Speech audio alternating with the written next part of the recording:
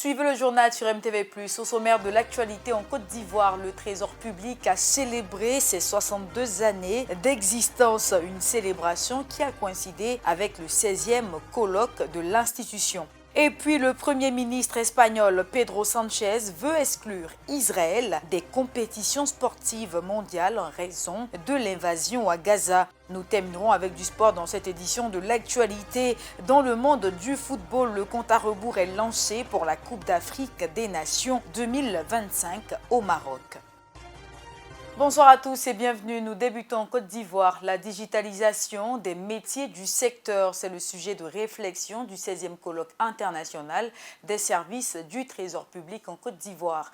Débuté hier lundi 15 septembre 2025, ce colloque qui coïncide avec le 62e anniversaire de cette institution en charge des finances publiques de la Côte d'Ivoire a été marqué par la présence du Premier ministre ivoirien Robert Begré-Mambé. À la salle de spectacle du Palais des Congrès du Sofitel Hôtel Ivoire de Cocody, les agents du Trésor délaissent les livres de comptes, l'instant de l'ouverture des festivités marquant le 62e anniversaire de leur corporation, une double cérémonie avec pour haut patron le Premier ministre représentant le président de la République, Alassane Ouattara.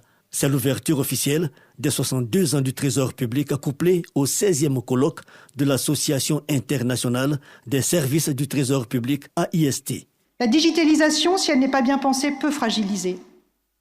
Mais si elle est maîtrisée, elle peut amplifier notre efficacité, notre transparence, notre capacité à servir l'intérêt général. Dans cette perspective, 3 tables rondes rythmeront nos travaux. La première séquence posera le cadre. Quels processus sont appelés à être repensés de manière radicale?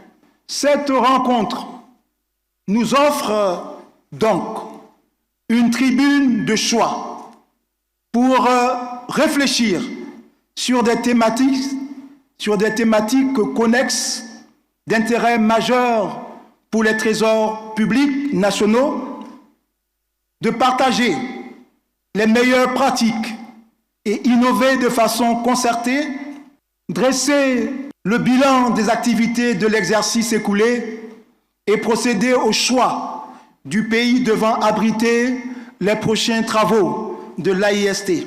Aussi Arthur, porté à la présidence de l'AIST pour cette année 2025. Le résultat d'une gestion efficace du Trésor ivoirien salué par l'autorité de tutelle. Les résultats enregistrés entre 2021 et 2025 sont particulièrement révélateurs. Je voudrais en citer 3. Nous notons une hausse significative du recouvrement des recettes via l'applicatif Trésor Pay, confirmant ainsi l'adhésion progressive des usagers aux canaux numériques. D'un montant d'environ 3 milliards de francs CFA pour 1 million de transactions en 2021, les recouvrements sont de 36 milliards de francs CFA pour 2,5 millions de transactions à fin 2024. Grâce à la grande vigilance institutionnelle, la Côte d'Ivoire a pu bénéficier d'un appui budgétaire cumulé de près de 3 milliards de dollars sur un objectif de 4,8 milliards de dollars.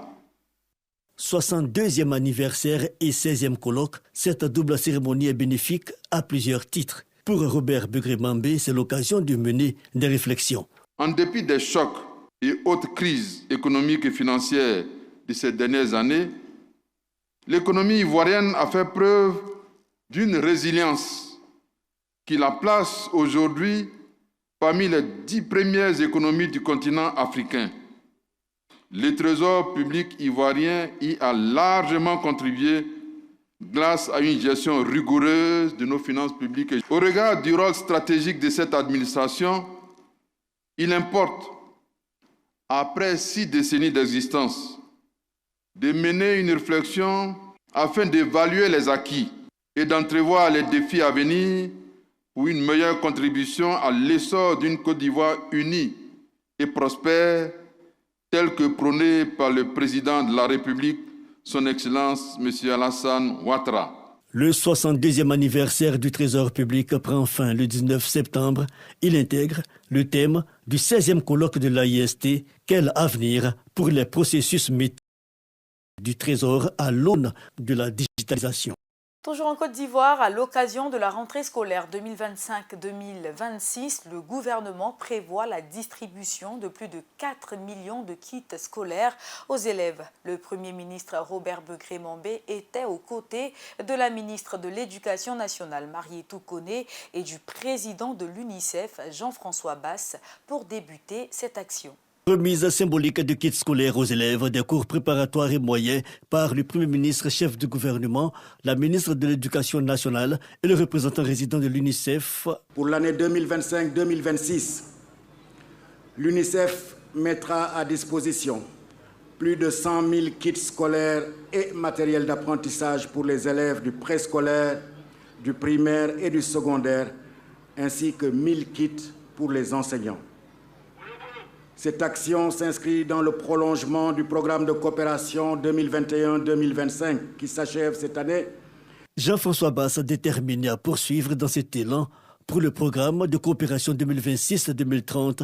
Le gouvernement ivoirien, quant à lui, mobilise pour cette année 2025-2026 plus de 4 millions de kits scolaires. De 2011 à maintenant, les kits scolaires ont été régulièrement mis à la disposition des élèves de tous les niveaux du primaire public de Côte d'Ivoire.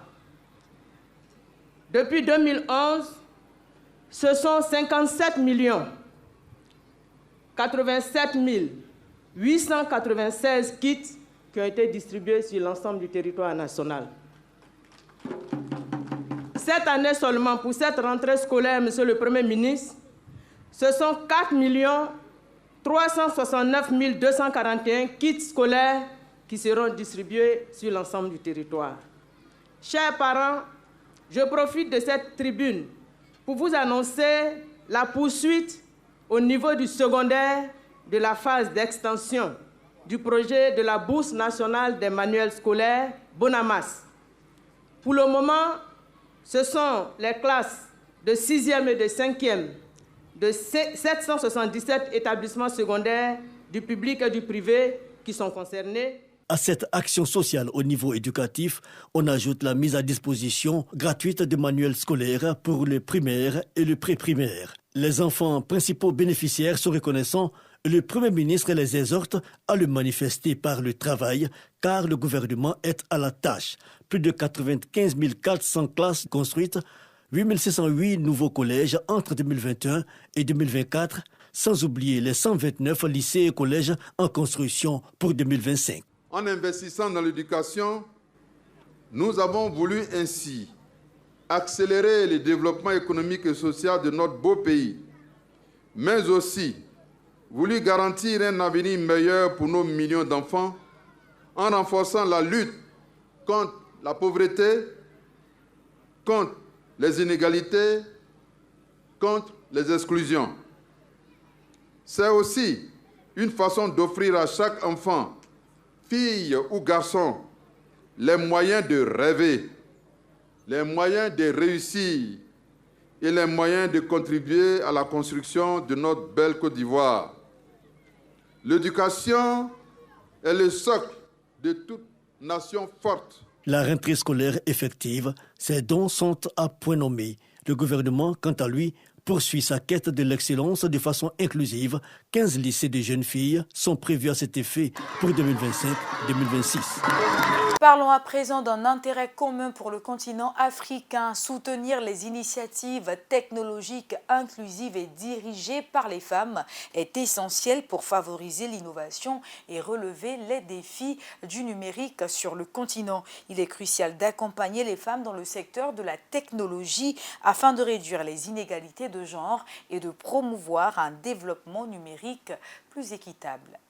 La transformation numérique représente une opportunité d'inclusion, mais l'Afrique souffre d'un fossé numérique important, touchant particulièrement les femmes. Une étude de l'Union africaine basée sur 52 pays et plus de 4000 participants confirme cette exclusion, bien que les femmes représentent environ 70% de la main-d'œuvre informelle en Afrique subsaharienne, d'après la CEA. Il est donc crucial de soutenir les initiatives technologiques inclusives portées par les femmes pour combler ce fossé.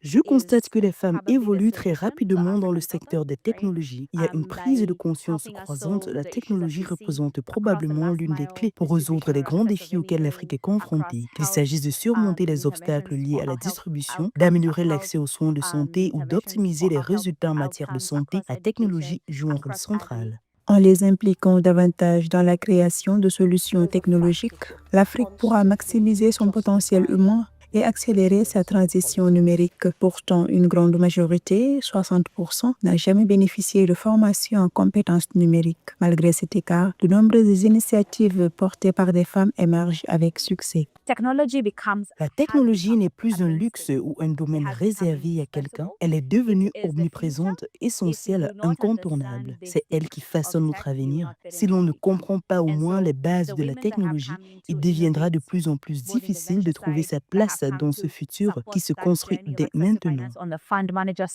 Il est essentiel que les décideurs africains collaborent pour favoriser l'innovation féminine. Cela passe par un meilleur accès au financement, des formations spécifiques aux technologies émergentes et la création d'espaces de mentorat et de collaboration. Des incubateurs dédiés à l'innovation féminine seraient cruciaux pour cette transformation. Beaucoup de choses ont évolué pour les femmes dans le domaine des technologies. Alors, pour moi, cette discussion autour des femmes et des startups, notamment en ce qui concerne le financement, représente une réelle opportunité d'en apprendre davantage. Je cherchais justement à mieux comprendre ce qui se passe sur ce marché et à découvrir comment les femmes peuvent tirer parti de leur position pour aller plus loin et saisir les opportunités qui s'offrent à elles. Le manque d'accès à la technologie, à l'éducation numérique et aux opportunités empêche l'inclusion de millions de femmes dans les futures économies. Cependant, si les conditions sont favorables, les technologies numériques peuvent aider à atteindre les objectifs de développement durable d'ici 2030 en stimulant la croissance économique, en améliorant la gouvernance et en produisant de meilleurs résultats en matière d'éducation et de santé. Nous l'annoncions dans les titres, pourquoi la Russie a été expulsée des compétitions sportives après l'invasion de l'Ukraine, alors que Israël ne l'est pas après l'invasion de Gaza. Ce sont là les justificatifs du Premier ministre espagnol Pedro Sánchez pour le retrait d'Israël des compétitions sportives. Les détails dans cet élément. Le Premier ministre espagnol Pedro Sánchez a demandé qu'Israël soit banni des événements sportifs internationaux. Le torchon brûle entre les deux pays depuis quelques semaines, le gouvernement de Pedro Sánchez se montrant de plus en plus virulent à l'égard d'Israël et de sa conduite de la guerre à Gaza. S'adressant aux membres de son parti, le dirigeant espagnol a souligné qu'il était important d'adopter une position uniforme à l'égard des agresseurs, quels qu'ils soient. Le gouvernement israélien, par la voix de son ministre des Affaires étrangères, Gideon Saar, a très fortement critiqué les propos de Pedro Sánchez, le qualifiant notamment d'antisémite et de menteur. Y creo que las organizaciones deportivas deben plantearse si es ético que Israel siga participando en competiciones internacionales. ¿Por qué se expulsó a Rusia tras la invasión de Ucrania y no se expulsa a Israel tras la invasión de Gaza? Nuestra posición es clara y rotunda y además creo que la comparte una inmensa mayoría de la ciudadanía. Da igual lo que voten izquierda, derecha, centro, da igual. Porque están en el sentido común, están en la defensa de los derechos humanos y el derecho internacional que está siendo menoscabado por Rusia y por Israel. Ces propos font suite à des manifestations pro-palestiniennes qui ont perturbé et même provoqué l'annulation de la dernière étape du Tour d'Espagne, la Vuelta à Madrid. Les manifestants protestaient notamment contre la participation de l'équipe Israël, Première Tech. Dimanche, dans la foulée, Pedro Sánchez a exprimé son soutien aux manifestants qui ont interrompu la course à plusieurs reprises au cours des 3 dernières semaines. Le Premier ministre espagnol a souligné qu'il était important de soutenir et d'admirer ceux qui se battent pour des causes justes telles que la Palestine. Il s'est déclaré fier que l'Espagne montre à la communauté internationale qu'elle a fait, je cite, un pas en avant dans la défense des droits humains. C'est avec du sport que nous refermerons cette édition de l'actualité. Il reste moins de 100 jours pour que débute du 21 décembre 2025 au 18 janvier 2026 la 35e édition de la Coupe d'Afrique des Nations, un événement à la fois majeur et festif pour les pays africains, particulièrement pour le Maroc qui est le pays organisateur de cette édition. À moins de 100 jours du coup d'envoi, le Maroc se prépare à accueillir du 21 décembre 2025 au 18 janvier 2026 la 35e édition de la Coupe d'Afrique des Nations. 37 ans après avoir reçu cette prestigieuse compétition, le Royaume s'apprête à vibrer à nouveau au rythme du football africain. Pour marquer ce jalon symbolique, l'affiche officielle du tournoi vient d'être dévoilée. La Confédération africaine de football souligne que cette édition promet de dépasser les records établis en 2023 en Côte d'Ivoire, qui avait captivé plus d'1,5 milliard de téléspectateurs à travers le monde et généré plus de 2 milliards d'interactions numériques. À travers ce rendez-vous continental, c'est toute la passion, le talent et l'excellence du football africain qui rayonneront sur la scène mondiale. C'est la fin de cette édition de l'actualité. Très heureuse de vous l'avoir présentée. Je vous souhaite une excellente suite de programmes sur MTV+, la télé qui transforme.